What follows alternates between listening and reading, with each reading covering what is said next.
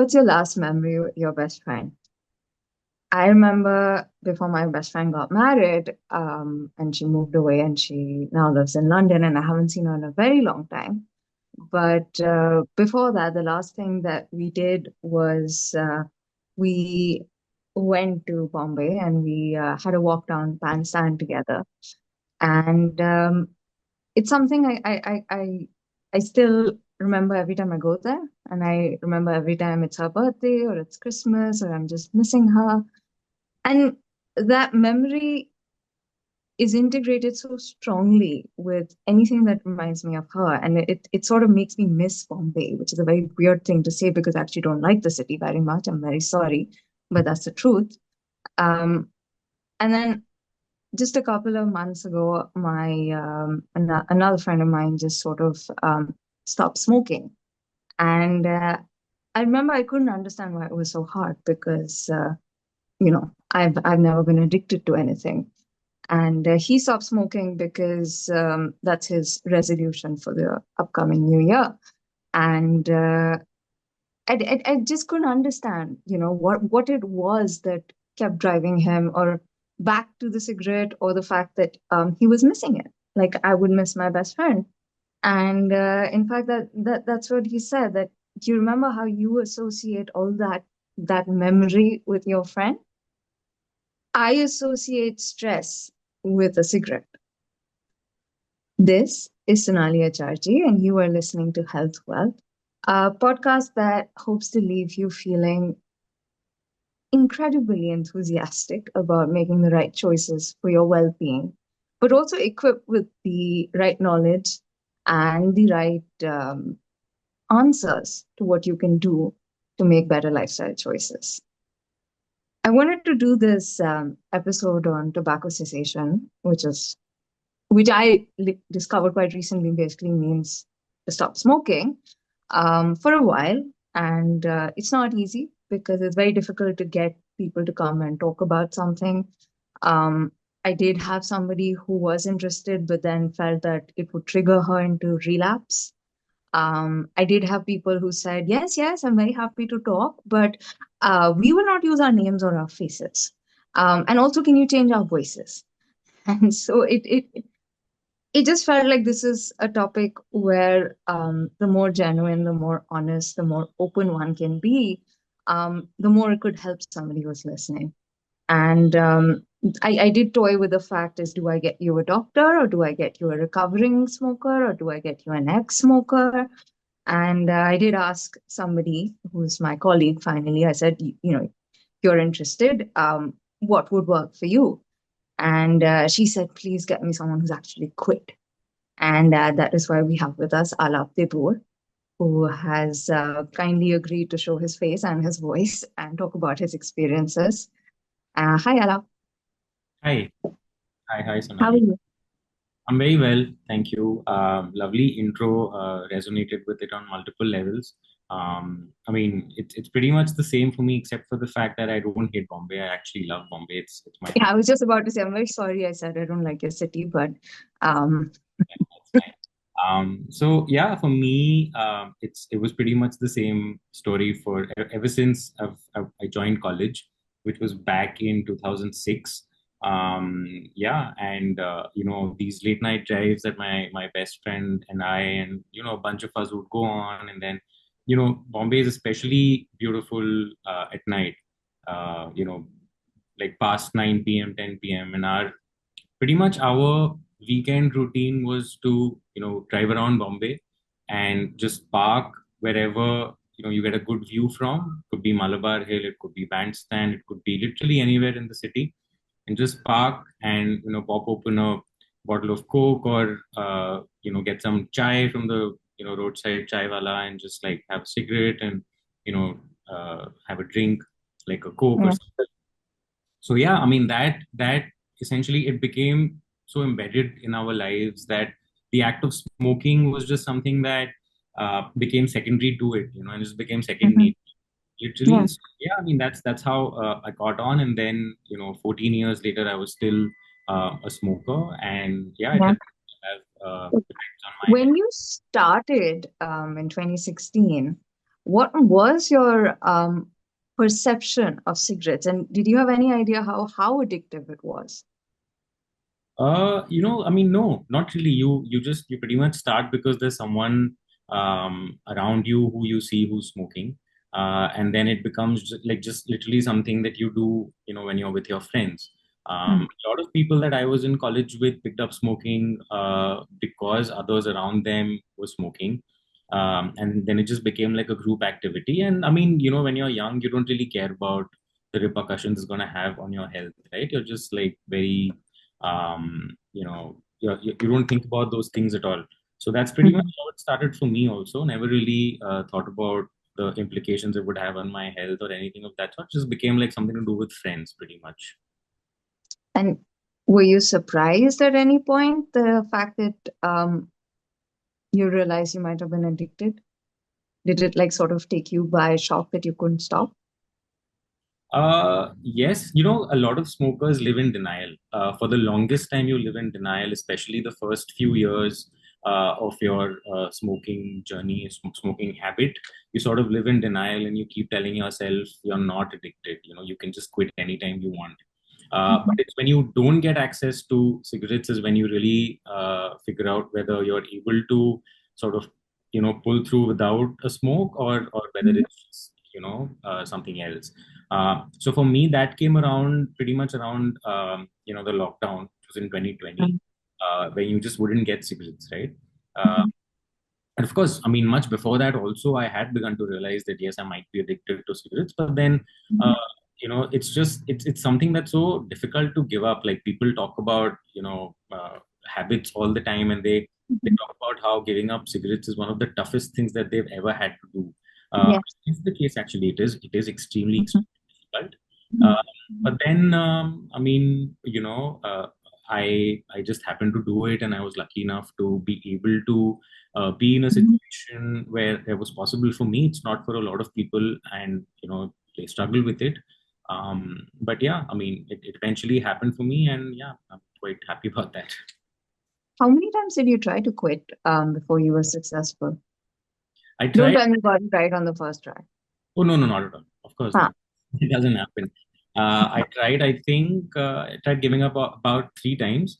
But they say about the smoking habit that each time you pick it back up, it's even more difficult to give it up again. Um, Right. Was so it like that for you?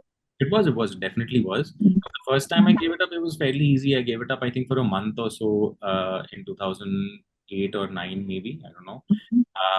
And then picked it back up again, and then went on for years, and then I switched to vaping in the middle, which I thought was effectively giving up smoking. Yes. It's not. Vaping is. I mean, I don't know how it is for other people, but it wasn't. Yeah. So yeah, I gave Yeah. up smoking there in the middle for a while, took up vaping, and then gave up vaping as well, but then went back to smoking very easily. So Huh. it's really not a substitute. But yeah, I'd say Right. a couple of times before it happened. And if you see the times when you tried and weren't successful, were there some things which you did which you think were a mistake that caused the relapse? Oh, that's a good question.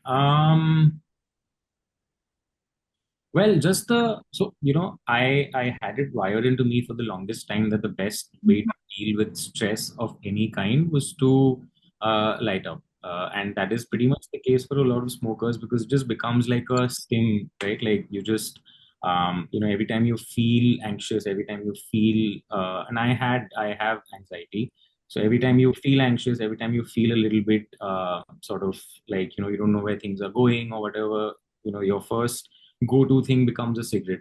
And then you tend to hang out in groups of people that also resort to that mechanism to cope with their Mhm. anxiety, right? So Yeah. that happens, and then you sort of become friends with more smokers, and then wherever you work, you go out for smoke breaks, and then your smoking partners become your best friends, and that's pretty much how the circle sort of grows and feeds into itself. Um, so yeah, that happened to me a lot, I would say. And I think one Mhm. of the biggest mistakes that I might have made would be to think that it was a fix for my anxiety, and that smoking made me feel good. It made me relax, which it did because nicotine tends to have that effect on you. But when it wears off, the anxiety comes Mhm. back again. It's definitely not a fix. It's kind of like, like a stopgap solution kind of a thing. So Right, yeah, I would say I think that was one of the big mistakes that I made. right. And why didn't you give up? Why didn't you just say that you know, I've done it enough times and it's fine, or the pollution is going to kill me anyways? What kept you motivated? Mm, because I mean, I knew at some point I did want to give up because it wasn't doing good things for my health. I had developed a kind of chronic bronchitis issue, which was really harming me. So I would start coughing. I would get a cough like every 6 months, every 9 months, and that cough would then persist for about a week, week and a half, and then every time I mean, obviously you can't smoke when you have a cough, so then you pause for that little window and then you tell yourself, okay, maybe I won't take it up again. But the moment the cough goes away, you go right back to smoking. So you get caught in that loop, and each time you get a cough, you tell yourself, okay, this might be the last time, but it just never ends up happening, right? Eventually it just came to a point where I told myself, I mean, the lockdown was a good time to sort of start things afresh, and there was a lot of time to think about things and find healthier mechanisms to cope with the stresses that Mhm. I was feeling and all of that, and that just very naturally led to my discovering ways to quit Yeah. smoking. Tell me, you mentioned the bronchitis and the cough, and I do know this, that a significant number of smokers at some point start to experience the act of smoking as something unpleasant. It starts to impact your taste buds, or you find it difficult to laugh because you start coughing, or even when you're smoking, just that feeling of nastiness going into your system, it does affect them, and yet they can't stop. Yeah. Did that ever happen to you? Like, was the act itself something unpleasant? Yeah, strangely enough, a lot of the times when you're smoking and as I said, it was kind of like a coping mechanism for the anxiety. And mid smoke, a lot of the times you just look at the cigarette and you look at yourself and you really wonder why you're doing this. And that does bring about a sense of like, what are you doing? Like, why are you using, this to sort of cope with your stress or whatever else? It does tend to have that kind of feeling on you. But really, I don't know if that was something that worked for me in the long run. Like that I don't know if that was something that led to my quitting in the long run, but it definitely, I would say, was something that I did feel a lot of the time. Especially, what happens is, you as a smoker, when you drink, right, you tend to smoke even more. Like smokers And typically. drink anything? Sorry. Drink anything, even water? Oh, no, by drinking I'm Okay. Oh, alcohol. alcohol. Yeah, Okay. yeah. Without Yeah. drinking, you tend to smoke even more.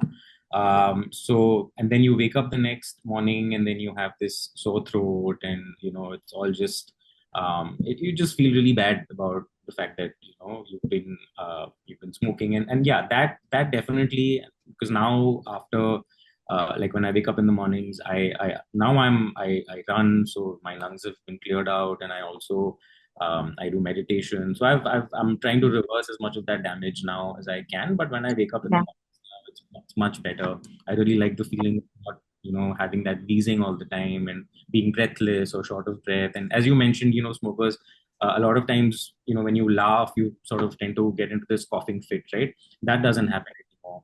Right. So yeah, those things are pretty, yeah. And, and tell me, was there a moment when you realized that this is it? Now I am free. I'm no longer a smoker. Um, and how many years would you consider yourself to be tobacco free? I've been tobacco free since March 2020. I think 25th or 20, I don't remember. April 2020, about 20th April 2020 or something. Yeah. So that moment for me came in at about 3 months, because I had never gone 3 months without a cigarette before that. And when that finally happened, I told myself, okay, cool. Now it's been three Did you months. celebrate with a cigarette? No, no, no. I didn't do that. Strangely enough, a Yeah. couple of months in, I just lost the feeling to Because I read this amazing book, and a lot of people swear by that book, and it really, really does work. No plugging or anything of that sort, but it genuinely does work. So that book really helped me, and it has What was the book, if I could ask? called The Easy Way to Stop Smoking by Alan Carr. Hmm. So the thing that he does in that book, right, is that he doesn't tell you why you should stop smoking. I mean, everyone knows that, right? You know it's bad for your health. You know it's, your clothes smell and your fingers get yellow and all of that. Everyone knows that, but he says he basically urges you to bring up all the reasons why you tell yourself it's still okay to smoke. That's the difference between what he does and what other, I don't know, like other methods. So this was recommended to me by my brother-in-law, who's also Hmm. used this book to quit smoking, and it worked for him. Magically, it worked for me. I recommended it to a college senior. It worked for them Yeah. as well. So yeah, I mean, it's Yeah. just Are there some ground rules you maintain to make sure you don't smoke? Because I do know someone who's been an ex-smoker for 10 years and he still won't allow himself to, be in the presence of tobacco smokers. not really. I don't. I am in the Mhm. presence of. Just last week, I was with a friend at an airport. We were flying back together from somewhere, and they wanted to go to the smoking area to smoke. I went in with them. I didn't feel the urge at all, like even a single bit. So now I consider myself completely tobacco free. I've been tobacco free for 4 years, and I don't have the urge at all. Yeah. It doesn't even disgust me. It's just something that others do that I don't. It's just literally become like that. And and have you noticed a change in your health or your sleep or the way you deal with emotions or your cognition, anything of that sort? Yeah, yeah, big change. So first thing that happened is within the first 6 months, I gained a lot of weight. All the weight that I had, that was pretty. That's not a very motivating thing for someone It's trying to not. quit. It's Yeah. not. I mean, you then you start to resort to healthier mechanisms to Mhm. cope with that weight gain, right? Then you start to run, you start to work out, you start to do all these things because smoking tends to keep you thin. A lot of people like it suppresses your appetite. The So appetite, yes, yes, yes. because of which then you don't need to exercise that much in order to maintain. But that thinness is also kind of like a frail thinness. I've noticed my strength has gone up a lot more. My stamina, obviously, I Mhm. can work longer hours. I can stay focused a lot better. I don't have to. I don't have to. My stress has gone down, ironically. So yeah, those things have really worked out well for me. I've also resorted to better habits in general. My sleeping cycle is now more regulated, and yeah, I think those things are really good. Yeah. I know that about what 1 in 10 smokers actually end up succeeding with tobacco cessation. Very few without support. I was actually thinking that how little we celebrate and talk about those who've actually quit. So there's like with anything, if you have somebody to look up to, or if you have, some sort of, I mean, not an ideal, but certainly, you know, um, some success story, you tend to get a little bit more motivated, or there's a path to follow. Why do you think so many smokers don't really want to talk about their success in quitting? I'm not really sure why that. You're not the right person to ask because you did want to talk, but can you venture Yeah, I into mean, it? I'm okay with it because it's just something that I'm proud of the fact that I was able to give it up because there genuinely was a point in my life when I really thought I wouldn't ever be able to give up smoking. My mother was deeply concerned about it, and she would keep telling me, "When are you going to give up?" And I was just like, "I don't know, maybe never." Yeah. But the fact that I was able to give it up is just something that I find, surprising and I mean, honestly, something to celebrate. So I talk Yeah, about it. Maybe a lot very much. don't because they might not be happy about the fact that they smoked in the first place because it's Mhm. it's just something that maybe they're not very comfortable with. Maybe I don't know. I have no idea. Yeah, no, I agree. I do think that it's a strange mix of thinking cigarettes are not bad, but it also not being acceptable in many parts of society, in many families and relationships. So that hiding also adds to a lot of success stories being hidden. So I'm extremely grateful that you've come and talked about how you managed it.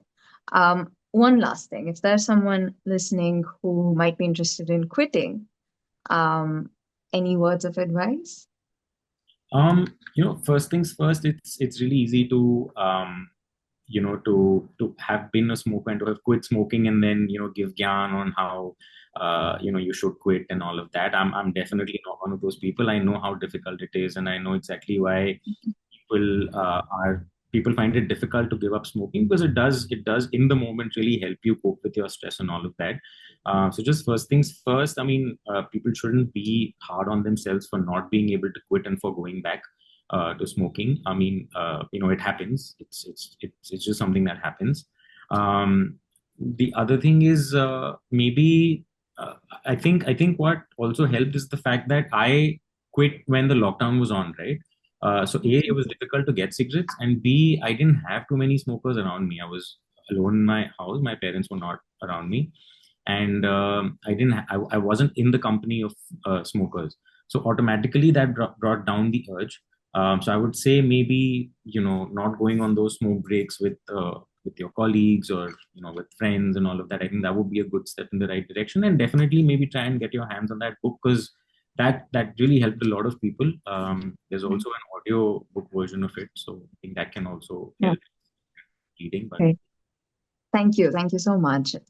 Thank you. Apart from what Alap has discussed, I did also ask a few other friends that I have, those who wanted their voices to be changed, if there was anything they'd like to share about their success with tobacco cessation.